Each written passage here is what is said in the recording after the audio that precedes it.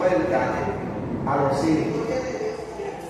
En la parte A dice, Dios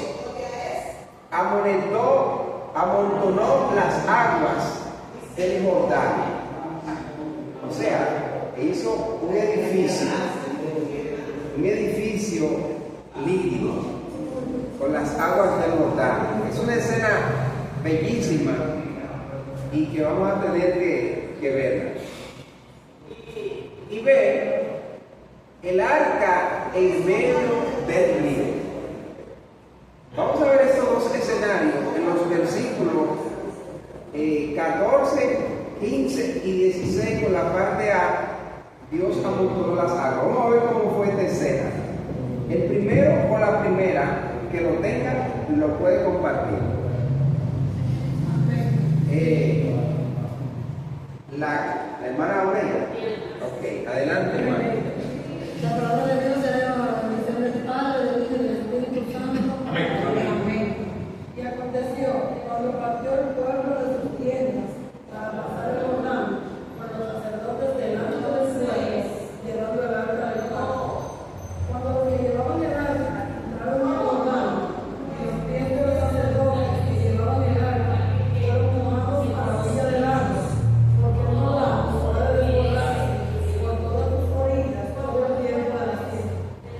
Las aguas que venían de arriba se detuvieron en un montón bien lejos de la ciudad de Adán, que está al lado de Zarepán, y las que descendían al mar de Adán, al mar Salado, se acabaron y fueron divididas, y el pueblo pasó en dirección de él. Así es. Ese es. Ver eso, como vieron los israelitas, esa gente tuvieron privilegios para ser los mejores creyentes del siglo o del mundo. Tuvieron privilegios para ser los mejores creyentes del mundo. Decíamos el martes pasado que la tecnología de la tierra es un piquito, una chispita, ¿verdad? Una chispa de la tecnología del cielo. Imagínense usted cómo la IA, en la película y en los videos, hace un señalamiento de cómo las aguas, ¿verdad?, se elevan y abren paso a del mar Rojo. Y mire aquí cuánto conglomerado de agua. El mar de Arabá, mar Salado, se acabaron y fueron divididas. Y el pueblo pasó en dirección de Jericó. O sea, es algo increíble a la mente humana. Pero lo que estuvieron ahí en ese escenario fueron la segunda generación, porque la primera generación que salió, de eso nada más entraron Josué y Caleb. Los demás eran todos nacidos en el desierto. O sea, que no crecieron en una tierra civilizada, con todos los menesteres que se requiere para una vida digna, sino que nacieron como cavernícolas en el desierto, viviendo, comiendo de las cosas silvestres, de lo que acontecía y de lo que caía del cielo. Era algo extremadamente increíble a la mente humana. Pero el expositor cataloga esto como un milagro. Un milagro es algo sobrenatural. O sea, que humanamente hablando es increíble. Que para creerlo hay que tener dos cosas: fe a lo que no ven, ¿verdad? Fe a lo que no ven, y una super fe a lo que solamente lee. Una super fe a lo que solamente lee. ¿Usted sabe lo que es? Usted decir que un brazo de mar, como lo que es el río Jordán, un brazo de mar, abrirse para un pueblo cruzar. ¿Qué tiene que ver esto? Ellos podían haber cruzado nadando en canoa, no, cómodamente abrirse. Recuerden que la frase que Dios le dijo a Josué fue: como estuve con Moisés, estaré con él. Entonces tiene una importancia de que Dios hiciera este milagro en el cruce del Jordán, parecido, idéntico al milagro del Mar Rojo. Significa que el mismo poder, el mismo respaldo que utilizó con Moisés, también lo utilizó con el sucesor Josué. De esta manera, Dios hizo este milagro para respaldar y llevar credibilidad del pueblo hacia Josué. Mire qué casualidad que el Jordán desemboca en el mismo Mar Rojo. Sí, es un brazo. Es un brazo cuando sale y vuelve bien. Sí, sale y vuelve bien. Entonces, Dios amontonó las aguas del Jordán, la puso en un solo lado. Entonces, aquí en la tierra todavía la tecnología que usan es una represa. O sea, agarrar y construir una represa para amontonar las aguas y que ya la parte de delante va a depender de lo que le suelte. Esa es la forma que usan, durar meses construyendo una represa y utilizando mucha mano de obra.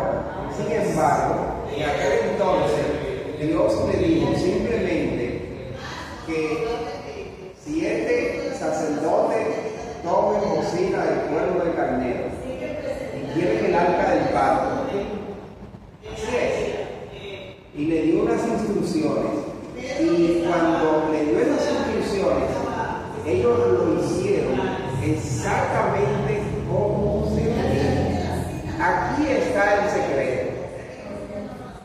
Para todo el que ministra, para el que Dios le ha puesto un ministerio, para todo el que va a ministrar, para los nuevos, los que están ahora terminando, para los que se acaban de bautizar, Dios es delicado con sus hermanos.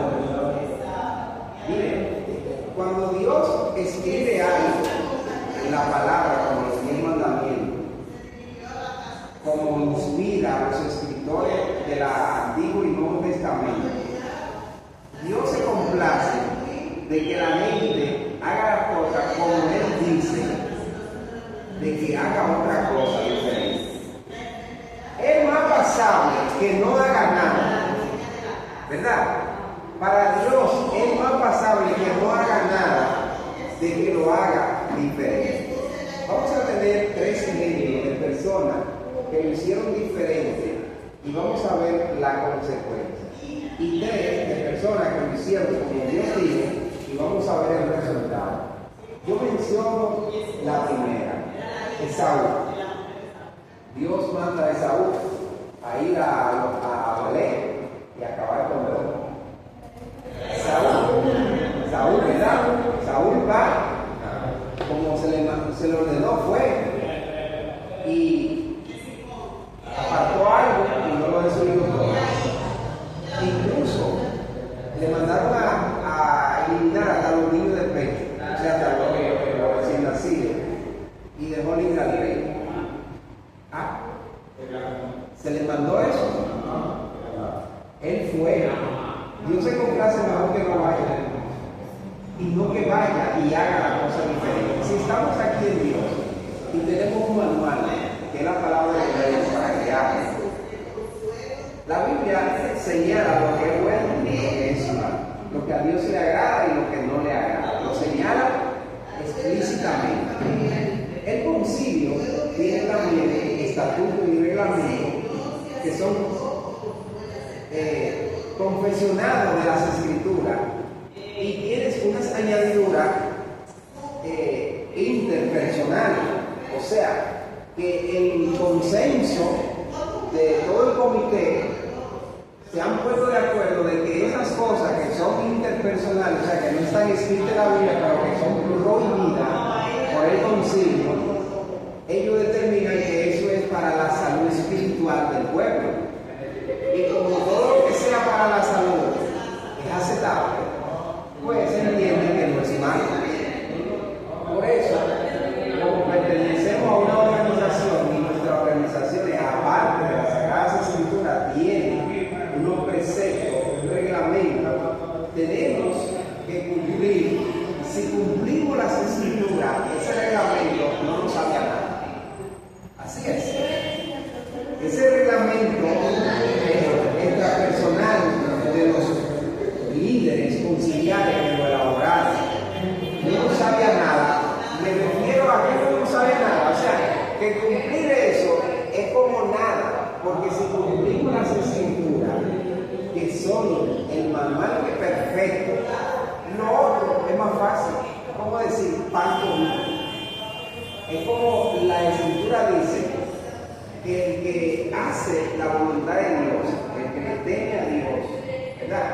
Los demás se tienen que subordinar al que le teme a Dios, porque el que le teme a Dios hace lo correcto. Y no hay de qué señalarlo. Y si no hay de qué señalarlo, los ilustres, los incrédulos, tienen que imitarlo. Así es. Por tal forma, el objetivo principal de esta parte es entender la importancia de seguir las instrucciones divinas. Ese es el objetivo principal. Dios es celosísimo con sus instrucciones. Y cuando Él la da, sí o sí. Yo mencioné el primero, ¿quién menciona el segundo? Que no hizo la cosa como se le dijo y no le fue bien. A ver, levantamos la mano con el segundo. El segundo fue el primero. El segundo fue el primero, Moisés, que le dijeron, háblale, y él le dio cuenta. ¿Y cuál fue el resultado? No pudo entrar en el espacio. Eran 3 que iban a entrar.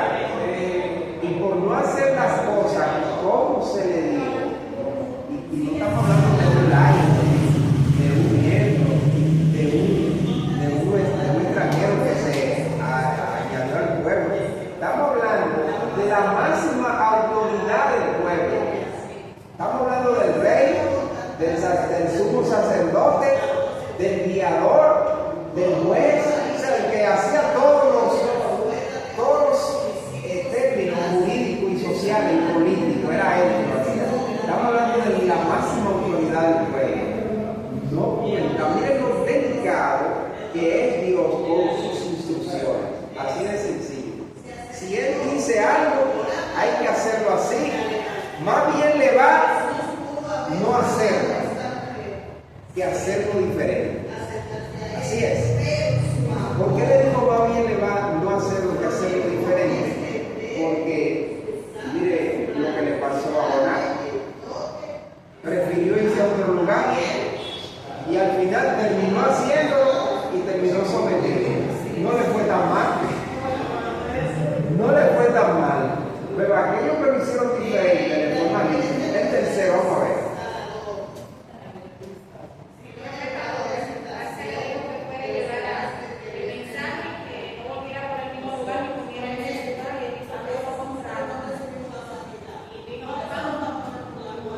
El profeta Job.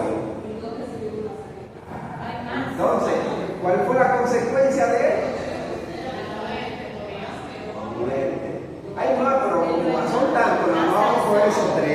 Para que usted vea personas que lo hicieron diferente y le fue mal. Ahora, personas que lo hicieron exactamente y le fue bien. Ya yo dije primero, Josué. Tal como se lo instruyó los sacerdotes, el arca del pacto, así lo hizo y lo usaron y logró el objetivo. Segundo, que le fue bien.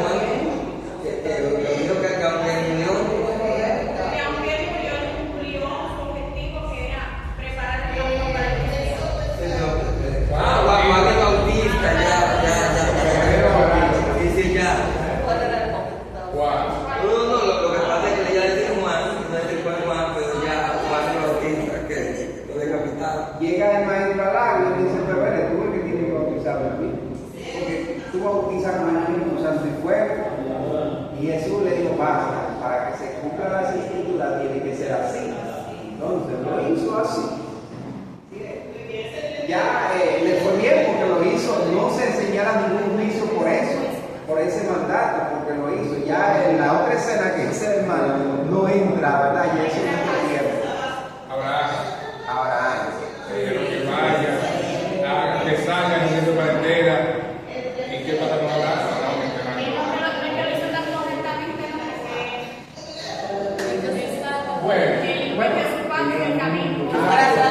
Siendo sincero, Dios le dijo a Abraham a una tierra que yo te mostraré, y Dios se la mostró, ¿verdad? Él fue obedientemente y está en Hebreo 11 como en el escenario de los grandes líderes de la fe, está ahí. O sea que cumplió con su mandato como se le dijo y pasó al almanaque de la fe. Ahí está entre los héroes de la fe, ahí está Abraham, porque lo hizo como se le dijo. Pero con eso te da bien, porque hay más. Son más los que lo hicieron bien que los que lo hicieron mal. Pero está bien con eso 3. Y pasamos a la parte B. Dice la B, el arca en medio del río. Vamos a ver el verso 17. El arca en medio del río.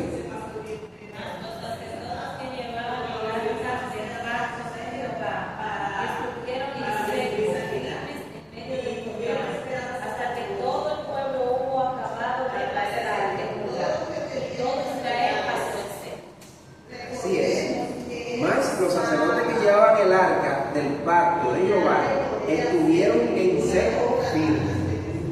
Tienen que quedarse ahí hasta que terminara de pasar todo el pueblo.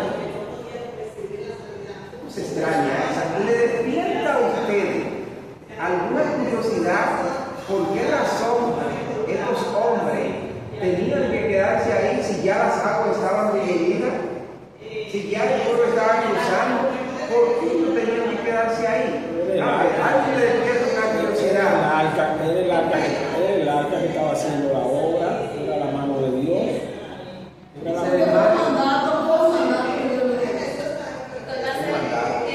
Ellos eran los autorizados para cargar el arca, o sea, tenían, por así decirlo,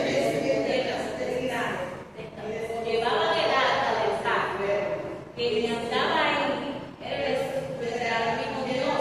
Entonces, hasta que ellos no cruzaran, que Dios te cuidara y levantara su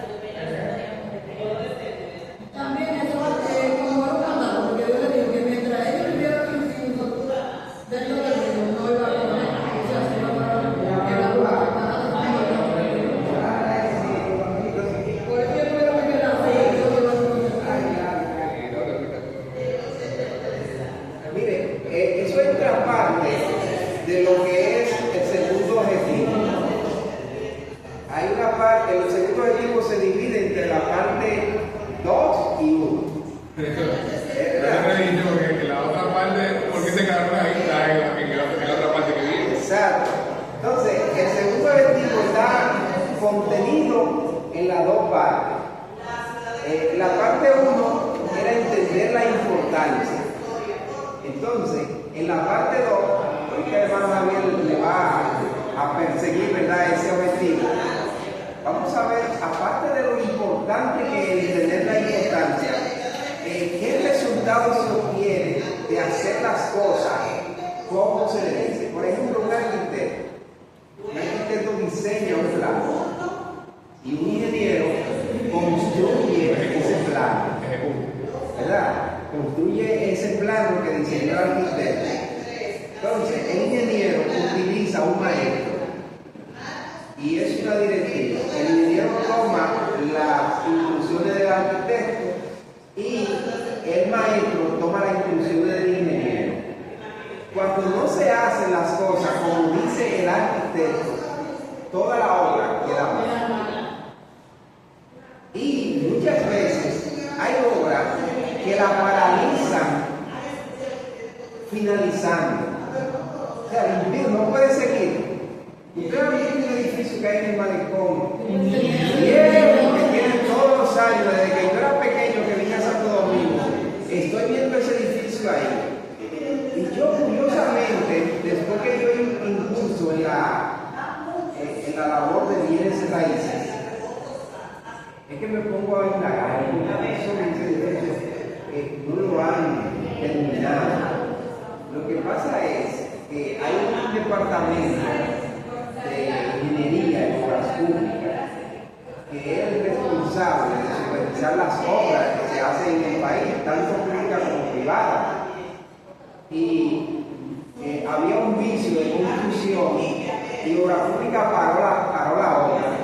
Me dicen que parar esa obra ocasionó una tragedia, que el dueño de esa obra se suicidó cuando le pararon esa obra, porque como que ahí estaba, es como la gente decía, ahí está todo mi futuro, toda mi inversión, todo mi logro de toda mi vida, está ahí. Y hay gente que cuando les tocan esas partes sensitivas, ¿verdad? Como que ya en su esperanza, mayormente eso le pasa al que tiene su esperanza en lo material. Porque el que tiene su esperanza en Dios, nada de lo que pasa aquí le afecta para su vida.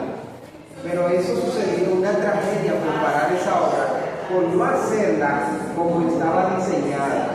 Porque lo que Obra Pública aprueba no es la obra, es los planos. Obra Pública aprueba es los planos, le dice sí, la puede hacer así. E incluso ellos le hacen recomendaciones de cambio. Si usted lleva un plano y ven que ahí en esa estructura va a tener un ascensor y no están las vigas y la columna necesaria, dice tiene que ponerle tantas vigas en cada nivel. Y hasta que no la pone en el plano, señalándola, no se lo aprueba. O sea, que eso es delicado, y así es Dios de delicado con su diseño. Lo que Él mandó, la Biblia es el diseño de Dios para un mundo dirigirse. Y si no lo dirigimos como Él manda, hay cierto. Hermano Marcos se levantaba la mano.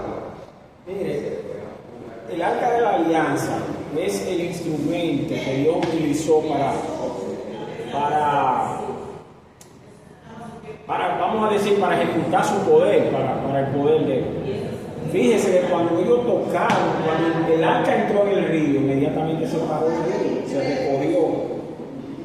Ellos estaban ahí porque el arca realmente era la que estaba haciendo el trabajo. Desde que ellos salieron, el río se volvió. Desde que el arca salió del río, el río volvió a la normalidad. ¿Qué significa eso? Ok, mire. El río, el arca era la que estaba. Buena la intervención que el hermano ponga este punto para aprovechar sobre esa base, decirle algo esencial. Él está hablando del arca que está con los sacerdotes en el medio del mar, en medio del río. Miren, en realidad Dios nos manda a hacer algo y Dios nada más busca de nosotros es obediencia.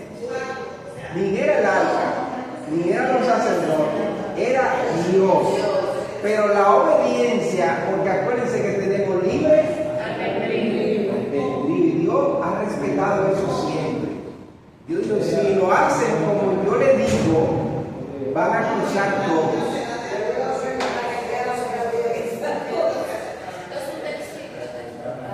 Y esa arca tenía los utensilios que utilizaban en la ceremonia, los utensilios ceremoniales, tales como la vara de Aarón, la vara que se usó para dividir el mar, Hermano, un poquito del maná. Es que Dios utiliza siempre un instrumento. Por ejemplo, en el caso de Moisés tenía un instrumento que era la mano de Dios, que era la vara. Entonces él utiliza un instrumento para él manifestar su poder. Él utiliza una herramienta, en este caso, la herramienta del arca. Exacto. Pero en eso estamos claros. El arca era la del Padre, ¿verdad? Pero que el poder estaba en Dios.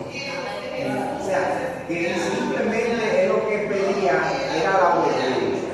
Y cada vez que el pueblo obedecía, las cosas le salían bien. Cada vez que obedecía. Cuando desobedecía, le salían mal. Así es. Entonces,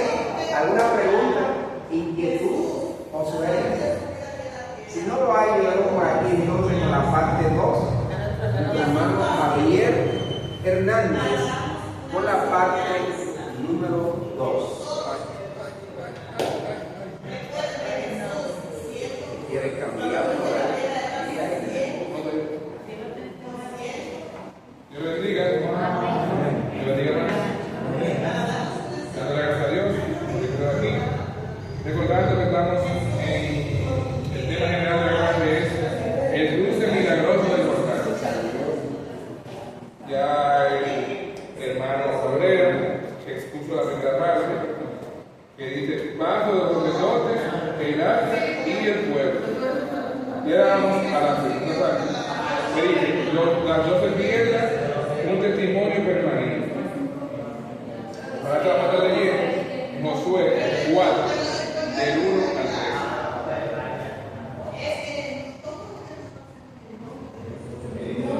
al ¿1 al 3 o al 13? 13. Amén. Esta parte se subdivide en 3 secciones. Sección A, que dice participación de las 12 tribus. Sección B, testimonio para la generación venidera. Y sección C, un ejemplo de obediencia y solidaridad. Amén. Entonces, vamos.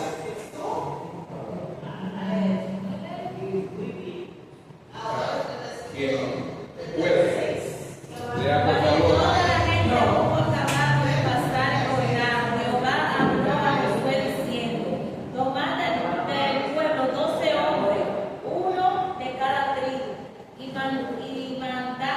mandadles diciendo: tomad aquí, dad en medio del Jordán, tomad de aquí, de en medio del Jordán, del lugar donde están firmes los pies de los sacerdotes, 12 piedras, las cuales pasaréis con vosotros y levantarlas en el lugar donde habéis de pasar la noche.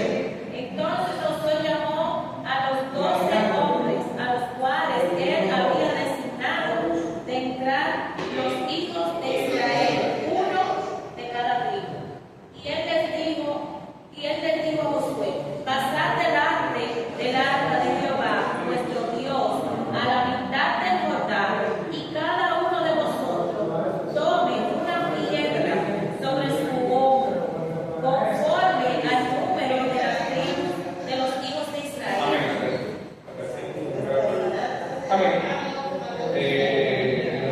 Carlos, lo que corresponde a la sección A. ¿Qué dice? Participación de las 12 tribus. Ya el hermano Cabrera había preguntado por qué lo que había pasado el pueblo se había quedado los sacerdotes en medio de Jordán. La respuesta definitiva al final, porque había un mandato de que cuando él pasara se escogieran 12 personas, uno de cada tribu, para que cargara o recogiera una piedra del medio del Jordán y la pasara y la pusieran en su campamento, cada uno en su campamento. Igual viene siendo un acto de obediencia, con mandato, hay que obedecer.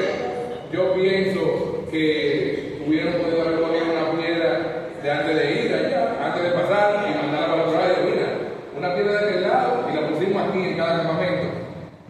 Pero, o pudieron coger una de allá. Pero, en realidad, una piedra que tiene años en el agua se ve muy diferente a una piedra que está en seco o que está en un arroyito. Esa estaba en el río, en el día de él. Entonces, eran piedras distintivas. Y veo ahí también que dice que la carga en su hombro, o sea, que no era una piedrita, era una piedra, porque dijeron cada uno carga en su hombro, la en su hombro.